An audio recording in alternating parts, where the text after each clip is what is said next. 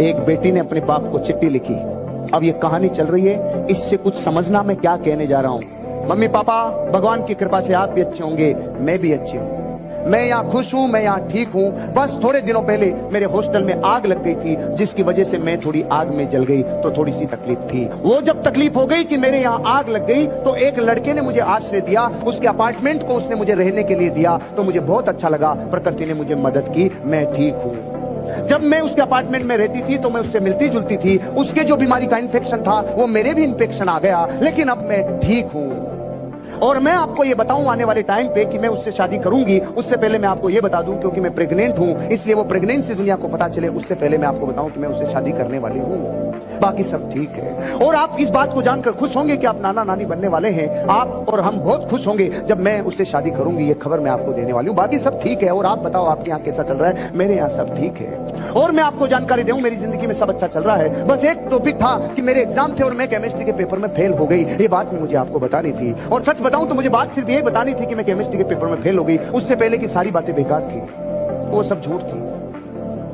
बताना सिर्फ ये था कि मैं केमिस्ट्री के पेपर में फेल हो गई। ना आग लगी, ना मैं खिड़की से कूदी, ना मेरे को कोई लड़का मिला, ना कोई इन्फेक्शन हुआ, बस मैं फेल हो गई। उस चिट्ठी में उसे सिर्फ एक बात बतानी थी कि मैं केमिस्ट्री में फेल हो गई। अब मुझे तो आप ये बता दो, इस सूचना को आते आते, चिट्ठी में जब ये सूचना चल रही थी, इस खबर तक पहुंचते पहुंचते उन माँ बापों को इस बात से तकलीफ होने वाली थी क्या कि ये केमिस्ट्री फेल हो गई।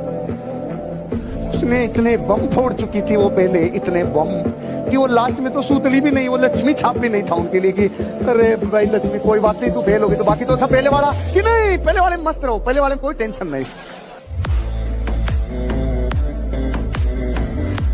माइकल फेल्प्स ने जब 8 गोल्ड जीते 2008 बीजिंग ओलंपिक के अंदर, तो एक पत्रकार ने उससे बोला कि Michael you are so lucky, you earn 8 gold in 1 Olympic, जो पूरी दुनिया में बहुत सारे लोग पूरी जिंदगी में नहीं कर पाते। You are so lucky. तो उसने उसको बोला कि कम, वो आ गया, उसने बोला कि ओलंपिक 4 साल के बाद होता है बेटा, और एक दिन में 8 घंटा प्रैक्टिस करता हूं पानी के अंदर। अगर आप 8 घंटा पानी के अंदर हैं तो आपकी उंगली गल सकती है, शरीर गल सकता है। 8 घंटा एक दिन का मतलब होता है 30 दिन में करीब करीब 250 घंटा।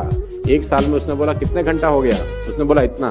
बोला 4 साल में कितना हो गया? बोला इतना। बोला इतना घंटे तू भी प्रैक्टिस कर ले बेटा, तू भी 8 गोल्ड ले आएगा, कौन सी मुश्किल है। आपने जानबूझ के अमीर होने की आदतें नहीं डाली, जान के डालनी पड़ेंगी। एफर्ट्स लगेगा, मन नहीं करेगा, अच्छा नहीं लगेगा, तकलीफ होगी, लेकिन जानकर अगर आपने अमीर होने की आदतें नहीं डाली तो अनजाने में गरीब होने की आदतें डल जाएंगी। फसल उगानी पड़ती है, खरपतवार ऑटोमेटिक होती है। कोई किसान खरपतवार उगाता नहीं है, वो अपने आप होती है। झाड़ अपने आप होता है। गेहूं चावल उगाना पड़ता है, अच्छी चीजें करनी पड़ती हैं, बुरी चीज हो जाए। अगर आपने कॉन्शियसली किताब पढ़ने की आदत नहीं डाली तो अनकॉन्शियसली किताब ना पढ़ने की आदत तुम डाल चुके हो। देखो अपने चरित्र को देखो, अपने इतिहास को देखो, तुमने किताब पढ़ने की आदत नहीं डाली ना, तो नहीं पढ़ने की आदत लगी कि नहीं लग गई। तो पागल लोगों की तस्वीरें आपको दिखा रहा हूं। ये एग्जाम्पल सुनने के लिए नहीं है। मैंने फिर कहा आपको ये सब पता है, मैं कुछ नया बता रहा हूं नहीं। But knowledge is not power, execution of knowledge is power.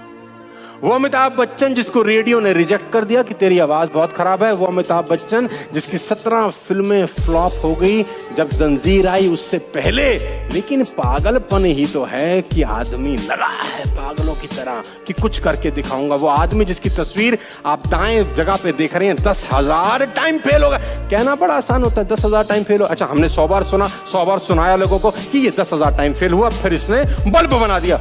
आपको क्या लगता है मजाक हो रही है? 10,000 टाइम फेल होने के बाद भी आदमी लगा, कौन सी स्किल की जरूरत है? सिर्फ और सिर्फ पागल। मैं आपको बता देना चाहता हूं उस आदमी की तस्वीर जिसने 360 फीट लंबा, 30 फीट चौड़ा और 25 फीट ऊंचा पत्थर का पहाड़ एक हाथ से काट दिया, 2 हाथ से काट दिया। क्या ये पागलपन नहीं लगता तुमको? I am talking about Bihar man Dashrath Manjhi, जिसने सिर्फ एक छीनी उठाया, एक हथौड़ा उठाया और पहाड़ तोड़ने चला गया। पहाड़ का क्या कसूर था? पहाड़ का ये कसूर था, तूने मेरी बीवी को क्यों गिराया? अब मैं तुझे बताता। लोग बोलते दशरथ पागल है, पहाड़ से लड़ रहा है। बोला काट दूंगा साले को, छोड़ूंगा नहीं। ये इसमें कौन सी स्किल चाहिए? एक ही स्किल चाहिए, पागलपन, जिद, भूख। 360 फीट लंबा रास्ता कहना बहुत आसान है, 20 साल लग गए, लेकिन साले ने काट दिया अकेले दम पर। क्या कोई स्किल की जरूरत है? किसी कॉलेज में जाने की जरूरत है? किसी यूनिवर्सिटी में जाने की जरूरत है? कैम्ब्रिज जाने की जरूरत है? नहीं, एक ही चीज पैदा करनी है। कौन सा अटेम्प्ट था उत्कर्ष साहब? सर 5th अटेम्प्ट था मेरा ये। 5th अटेम्प्ट था? Yes sir 5th attempt. तो कभी ऐसा नहीं लगा कि ग्रेजुएशन में 49% आए हैं, 5वें अटेम्प्ट तक, बीच में ऐसा नहीं लगा कि यार छोड़ देता हूँ?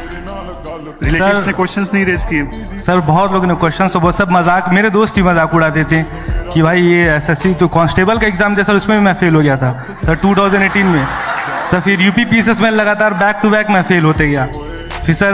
लेकिन यूपीएससी में सर 2022 में प्रीलिम्स निकला और सर 110 मार्क्स थे। फिर सर कॉन्फिडेंस बूम हो गया, फिर तो लगा कि अब निकल पड़ेगी गाड़ी।